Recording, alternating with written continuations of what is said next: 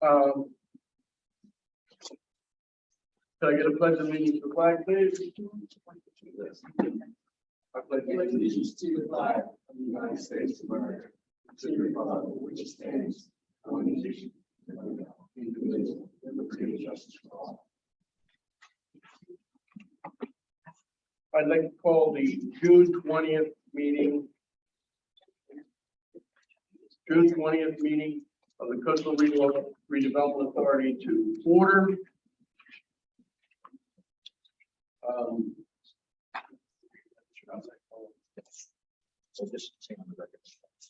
We did have an executive session prior to this meeting to discuss real estate and legal matters.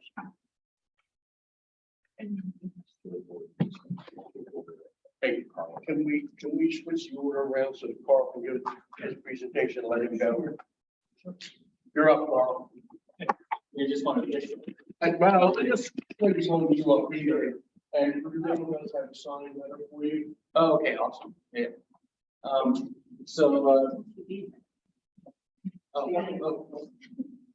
We understand.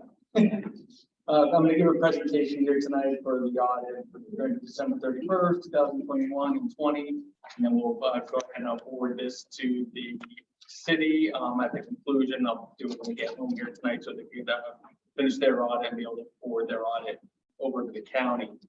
In comparison to the couple of prior years, it was a relatively quiet year in 2021 compared to some of the other years when we had the train station going on. There's a lot of projects going on, but in terms of financial transactions, etc., it was more of a quiet, subdued year. But that being said, just going to kind of go over the highlights. Highlights pages 1 and 2. This is your independent auditor's report. Independent auditor's report is a modified boilerplate report. No modifications to the report. Basically stating that the numbers presented at the year ended December 31st, 2021 and 2020 were fairly presented.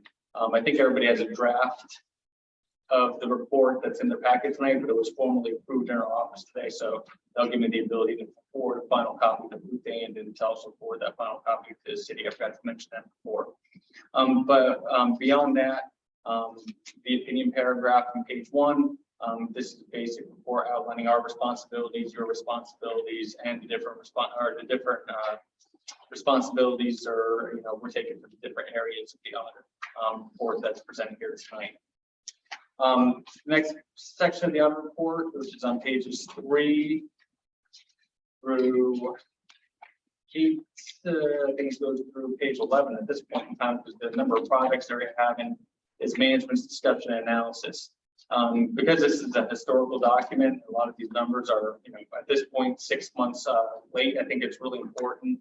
The management's discussion and analysis. I know Lou works on this with management really hard in terms of outlining the status of the projects as of the audit report date. So that starts on page number 6. And that kind of talks about all the current projects that are going on with the Development Authority, the status of each one of those projects. And in reality, I think that might be more important to users of the financial statements and the actual numbers themselves. I would think, just because given the amount of projects that are going on and how they have progressed over a period of time. To go over the numbers real quick, I'm going to go over pages 12 and 13.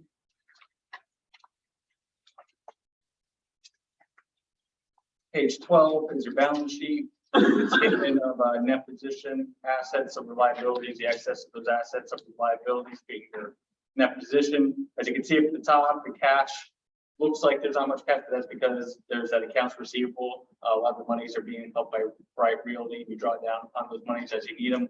So actually, those monies stayed the same at about $220,000 as of last year and at the end of this year. Grant receivable went down in relation to the previous year because of the fact that the train station was up and running, or that project was really going at the end of 2020. At the end of 2021, there was minimal activity going on related to the parking garage project, but that has since picked up during 2022. Non-current assets, as you can see, your biggest assets are property held for resale, which did not change year over year because you did selling properties during 2021, but you did sell one right after year end in 2022. So we'll see a reduction in that. And then the property held for redevelopment. This is the stuff that you're getting the grants for, you're building up. And if you remember last year, we had to transfer over to PennDOT of the train station property. So I assume once we figure out who's going to take ownership of any kind of parking facility, et cetera, we'll transfer that ownership to the appropriate entity. Current liabilities, once again, just because of the train station project in the previous year, we had a decrease. And then, and then in the current year, most of those accounts payable are related to the parking facility project at year end. And then you can see you have a slight decrease in your note payable to the city of Coatesville. Nothing is no longer accruing on this. You had the note receivable, you got the proceeds from downtown revival. Those monies, 90% of the proceeds were applied against it. So you had a slight decrease in a note payable to the city. So we should only see decreases in the future because we stopped accruing interest on it and we're only making payments against amounts that were accrued in the past and incurred underneath the old promissory note. Any questions? Just a second. Just for future reference to the model. Do we have anything from City Council confirming in writing that the cost of the parking study is to be applied towards this as a? I don't think we have anything in writing. I think Carl will probably prefer to have something in writing for next year's. It's like $57,000 or something like that. Yeah, I think it's just the same conversation we had in previous years. At some point, this plan, I mean, once all your property is gone and there's no, what do we do at that point in time? Do we go to the city to ask for some type of forgiveness, or is there going to be some kind of alternative programs to the future that can bring it down?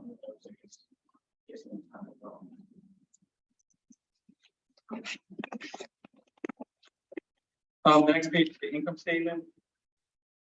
Page number 13. As you can see at the top, rental income is down. That was just because of the fact that you no longer have those properties under downtown revival, and all the rental income in the current year was all related to the Michaels leasing of the flats, the $11,000 a month. And then you had some other revenues related to some development fees that were received in 2021. Operating expenses, these are going to kind of fluctuate. For the most part, you know what your expenses are going to be. Sometimes professional services, depending on legal and other things going on with development, those are going to fluctuate year over year. So there was less professional services, primarily related to less amount of development activity in 2021 compared to 2020, related to relative projects, just the timing of it. Intergovernmental grant revenue, this went down, just like I said before, with the receivables and the payables. A lot more activity going on in the prior year related to the train station versus parking revenues that were received in 2021. I believe there's a little bit of train station money that came in 2021 as well, but a lot of that $944,000 related to the parking facility. So in the previous year, there you see that $7.3 million of the transfer of the properties transferred over to PennDOT. And then so during the current year, as you accumulate costs associated for redevelopment, getting ready for a transfer, you had an increase in your net position of $868,000, which is being driven all by that intergovernmental grant revenue, as you see above there. And then in the footnotes in the back, I'm not going to point anything in particular out. I think if I was a board member, most important ones are on page number 17 and number 17 and 18. Disclosing the discontinuance or the winding or the payment out of the note receivable, the downtown revival, the activities, the ins and the outs of the property held for resale and redevelopment. And then over on page number 18, the details of the note payable and the payment down of the note payable during the current year. And then right at the bottom of page 19, right there, you're going to see there was that subsequent event, material subsequent event of the sale, 300 East Lincoln Highway. And then 90% of the $250,000 is going to go over to the city and further reduce that note payable. And then finally, we had no issues during our audit. As always, we received great cooperation from Dan, giving us everything that we need in terms of working with the board. Noted no issues, proper internal controls, etc. a lot of things has to do with the internal controls. I mean, happy that, you have a very active board and you really don't have staff. So just because you volunteers and, being an active board and, actively participating in the financial aspect of the organization. Thank you, Paul. Any questions, Paul? I need that better, right? Yes. Have a good evening, Paul. Thanks again. Take care. I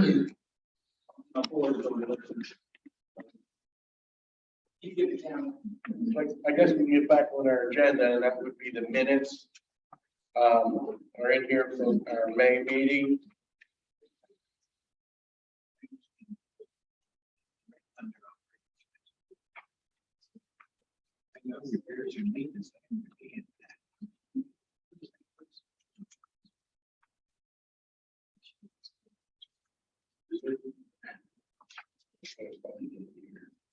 It's under page 13.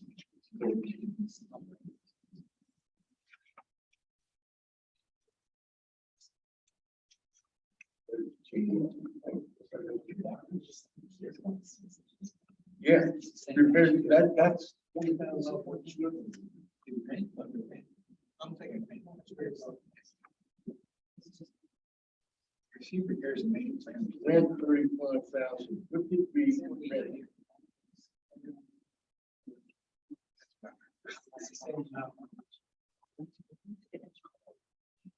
Carl, what did you classify as rent? We just had a question, one of the board members on page 13, property expense rent. So it's just weird at the time because it's like a market. Yeah, that's still the outcome of why it was on. If you're on December year end, it's a March year end, so because there's on a weird year end between the two entities, and I know it ended in January 2021. But you're always 1 year behind. The rent was due on March of every single year, so you're always 1 year behind on the rent. That's his problems. We have the stores. Yes. So next year is audited. That should be done next year. Yeah, so there was timing of the downtown reliable reading the irrigated energy. There's years in December. There's time to see. Thank you. Okay. Thank you. So we're back on the minutes. Any questions, changes, comments, or a motion?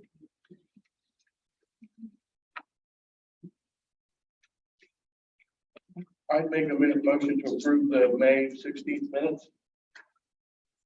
I'll second. Thank you, Jack. Excuse me. All those in favor? Aye. Opposed?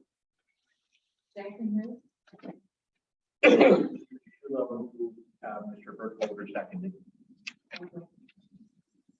Accounts payable and Ruth Ann had a little correction there, but we got a bill from Desmond for 6,600, which was part of the parking study.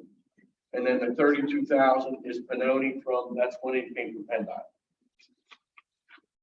And I think I have 2 invoices I'll be submitting for Panoni again, PennDOT. Econ Partners, Lou's firm.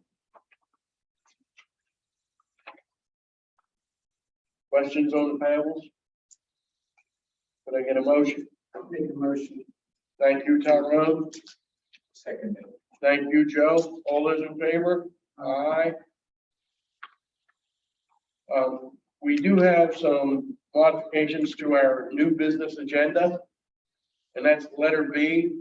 Consider approval of the First Amendment to the redevelopment agreement for the flats, extending our current redevelopment agreement for 60 days under the same conditions.